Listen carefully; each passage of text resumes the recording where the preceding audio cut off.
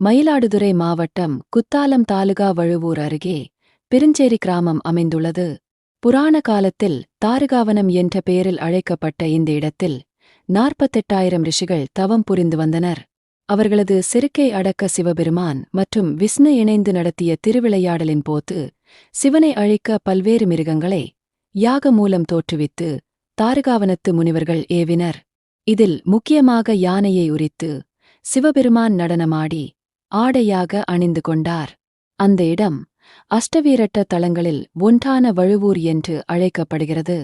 அந்த முனிவர்கள் வசித்த புகழ்பெற்ற தாருகாவனத்தில் 54 அடி உயரத்தில் புதிதாக சிவாலயம் நிர்மாணம் செய்யப்பட்டுள்ளது. தாருகாவனத்து சித்தர்பீடம் என்று அழைக்கப்படும் இந்த நவீன ஆலயத்தின் குடமுழுக்கு விழா வரும் 7ஆம் தேதி நடைபெறுகிறது. இதனை முன்னிட்டு விக்னேஸ்வர பூஜையுடன் பூர்வாங்க பூஜைகள் துவங்கின.